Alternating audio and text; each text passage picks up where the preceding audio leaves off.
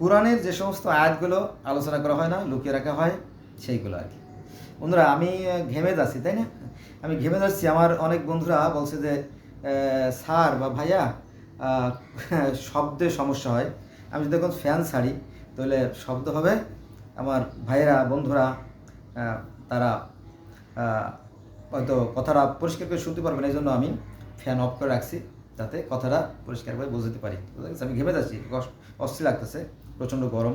আজকে আছে 2/5/2024, তার মানে কি মে মাসের 2 তারিখ, বৃহস্পতিবার। প্রচণ্ড গরম, তারপরেও দুঃখ নাই। যদি আমার ভাইদেরকে সামান্যতম উপকার করতে পারি, আমার জন্য দোয়া করবেন। কোরআনের যে আয়াতগুলো লুকিয়ে রাখা হয় বা জনসম্পর্কে আলোচনা করা হয় না, সেই কথা আমি বলতেছি। শোনেন, মুহাম্মদ রাসূল ব্যতীত কিছু নয়। মুহাম্মদ রাসূল ব্যতীত কিছু নয়। তার পূর্বে বহু রাসূল গত হয়ে গেছে। সূরা আল ইমরান আয়াত নম্বর 144। এর আগেও যে সমস্ত রাসূলরা আসছে তারাও গত হয়ে গেছে। নবী মুহাম্মদও মানুষ, তিনিও মারা যাবেন, তিনিও গত হয়ে যাবেন।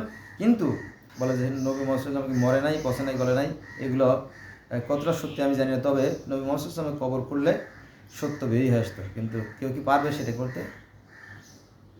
এটা রহস্যের ভিতরে রয়ে গেছে। যেহেতু মানুষ মরণশীল এবং পচনশীল, আপনি যদি নবী মুহাম্মদ সাল্লাল্লাহু আলাইহি ওয়াসাল্লাম কবর উন্মুক্ত করা হতো তাহলে সত্য বের হয়ে যেত। আর এটা খুবই সহজ, যার প্রতি পৃথিবীতে আছেন, তাই না? এটা তো ভারী কিছু না।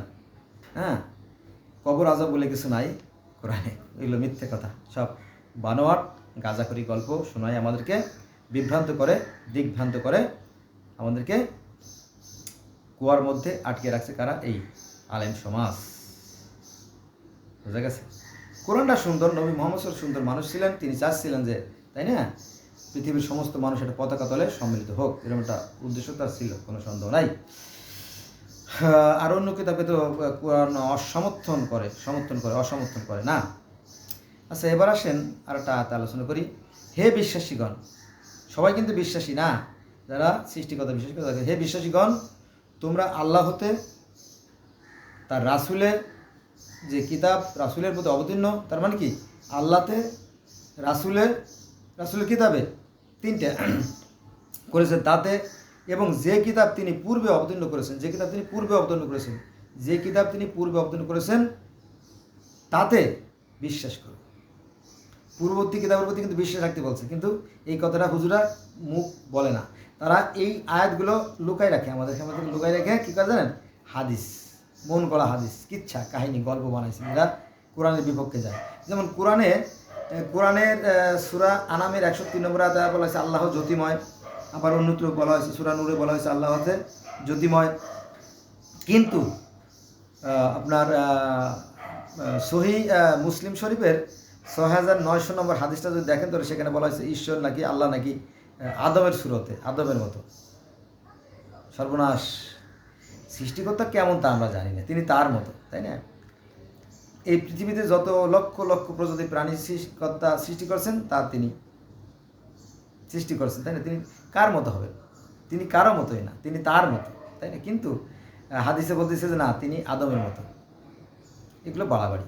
ওই যে বাইবেলে আছে, যে বাইবেলে কথা আছে যে হ্যাঁ, তিনি তার মতো করে মানুষ সৃষ্টি করলেন, তিনি তার মানুষ সৃষ্টি করলেন। তো ওইখান থেকে কপি করছে, নকল করে তারা হাদিস বানাইছে। ভণ্ডামি। ধর্ম রেখে ভণ্ডামি চলে? ভণ্ডামি চলে না, কিন্তু করে যাচ্ছে। আর আমরা বোকার মতো তা শুনে যাচ্ছি। এটা খুবই কষ্টের কথা। তাহলে এখানে কি বলা হয়েছে? এখানে বলা হয়েছে ওহী প্রেরণ করেছি। হে বিশ্বাসীগণ, তোমরা আল্লাহ হতে বিশ্বাস করো, তার রাসূলে বিশ্বাস করো, এবং তার কিতাবসমূহের প্রতি বিশ্বাস করো, এবং যে কিতাব তিনি পূর্ববর্তীতে অবতীর্ণ করেছেন, পূর্বে, এর আগে, অর্থাৎ বেদ, ত্রিপিটক, মিশরীয় পুরাণ, গ্রিক পুরাণ, রোমান পুরাণ, জেন্দাবেস্তা, আবেস্তা, তাওরাত, জবুর, ইনজিল, বাইবেল, কোরআন, এইগুলো বেশি না, 8টা 10টা 20টা, তাই না? আমরা 1,20,000 120,000 বা 2,24,000 আমরা যাচ্ছি না, ওখানে যাওয়ার দরকার নেই। আমরা এত পড়লে পরে আমরা পাগল হয়ে যাবো, তাই না? অল্প কিছু পড়লাম, তার দেখা যাবে যে আসলে পৃথিবীর প্রত্যেকটা মানুষ সেই একজন নিরাকার সৃষ্টিকর্তায় বিশ্বাস করে। বোঝা গেছে বিষয়টা? তো আসুন আমরা বিভেদ ভুলে যাই। আমরা পৃথিবীর প্রত্যেকটা মানুষ একই স্রষ্টার সৃষ্টি, এক আদমের সন্তান, আমরা সবাই ভাই ভাই। আমি মাঝে মাঝে যেটা বলি সেটা হচ্ছে যে পৃথিবীতে আসবে শান্তি কবে? যেদিন হিন্দু, মুসলিম, বৌদ্ধ, খ্রিস্টান একজামত হবে, শান্তি আসবে তবে। আসুন আমরা আমাদের মনের কালিমা দূর করে ফেলাই। মনের কালিমা, হিংসা, বিদ্বেষ, ঘৃণা এগুলো থাকলে জান্নাতে যাওয়া যাবে না, এক বিন্দু থাকলেও না, কোরআন তা বলেও না। আচ্ছা, আর একটা আয়াত বলি, তাই না? তাহলে ওহী প্রেরণ করেছি, ওহী প্রেরণ করেছি, কে বলতেছে? আল্লাহ বলতেছে। কিন্তু আমি ওহী প্রেরণ করেছি কার প্রতি? নুহু ও তার পরবর্তী নবীগণ। নুহুর কাছে ওহী প্রেরণ করেছি, তার পরবর্তী নবীগণ কারা? আবার এখানে নাম মেনশন করে দিয়েছে, নাম উল্লেখ করে দিয়েছে। যেমন ইব্রাহিমের কাছে ওহী প্রেরণ করেছি, ইসমাইলের কাছে ওহী প্রেরণ করেছি, ইসহাকের কাছে ওহী প্রেরণ করেছি, ইয়াকুবের কাছে ওহী প্রেরণ করেছি ও তার বংশগণের প্রতি ওহী নাজিল করেছি, এবং ঈসার প্রতি ওহী নাজিল করেছি, আইয়ুবের প্রতি ওহী নাজিল করেছি, ইউনুসের প্রতি ওহী নাজিল করেছি, হারুনের প্রতি ওহী নাজিল করেছি, সুলাইমানের প্রতি ওহী নাজিল করেছি, এবং দাউদের প্রতি ওহী নাজিল করেছি। সব নবী চলে আসছে।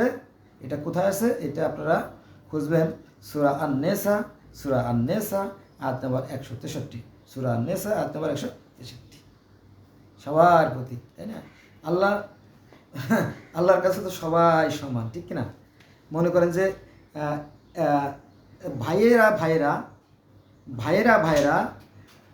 দ্বন্দ্ব করতেই পারে, তাই না? কিন্তু মাতা পিতা তো প্রত্যেকটা সন্তানকে সমান দৃষ্টি দেখেন, তাই না? তো আল্লাহ পাক সেই কথাই বলতেছেন যে আমি ওহী প্রেরণ করেছি নূহের প্রতি, ইব্রাহিমের প্রতি, ইসমাইলের প্রতি, ইসাকের প্রতি, ইয়াকুবের প্রতি, আইয়ুবের প্রতি, ইউনুস, হারুন, সুলাইমান, দাউদ। এটা আছে সূরা নেসা আয়াত নম্বর 163-তে। বোঝা গেছে যে আমি অনেকের প্রতি আমি ওহী নাজিল করেছি। তোমরা বিভেদ সৃষ্টি করো, তোমরা মিলেই দেখো। এবং কোরআনের অন্য আয়াত আছে, আমি আয়াতটা নাম্বার এখন বলতে পারবো না। এই কথাটা কিন্তু জাকির নায়েক সাহেব প্রায় বলে থাকেন যে আসো সেই কথায় যা তোমাদের এবং আমাদের মধ্যে এক। এখন আমরা যদি কোরআনের সাথে অন্য গ্রন্থগুলো মিলাই তাহলে তো এই বিভেদ মিটে যায়, তাই না? তো আমরা ওই অন্য ওহির সাথে কীভাবে বিভেদ মেটাবো? যেমন আমি মনে করেন যে বেদ পড়েছি, গ্রিক পুরাণ পড়েছি, রোমান পুরাণ পড়েছি, জেন্দাবেস্তা, আবেস্তা, ত্রিপিটক, তারপরে মিশরীয় পুরাণ, তাওরাত, জব্বুর, ইনজিল, বাইবেল করে এগুলো আমি পড়ছি। আসলে দেখলাম যে মূল ফাউন্ডেশনগুলো মূলত এক এবং অভিন্ন। এভাবে যদি সবাই জানতো, বুঝতো, তাহলে আর মানুষে কোনো বিভেদ থাকতো না। আমরা তা করি না তো। আমরা অহংকার করি, হিংসা করি, ঘৃণা করি যে আমারটাই বড়। হ্যাঁ, হিন্দুরা মনে করে তারটা বড় বলে মুসলমানের মাথায় বাড়ি দেয়, আর মুসলমান মনে করে আমারটা বড় বলে হিন্দুর মাথায় বাড়ি দেয়। আর খ্রিস্টানরা বলে ধুর, কোরআন শরীফ তো নকল করছে। হ্যাঁ, নবী মুহাম্মদ বাইবেল থেকে নকল করছে, ওটা কোনো ধর্ম না, পোড়াই ফেলা, তাই না? এই যে পরস্পর হিংসা, পরস্পর প্রতি বিদ্বেষ, পরস্পর ঘৃণা, এটা দূর করতে হবে। আসলে সবগুলো কিন্তু এক এবং অভিন্ন। বন্ধুরা, আজকে এই বন্ধু রইল, সবাই ভালো থাকবেন। আল্লাহ হাফেজ।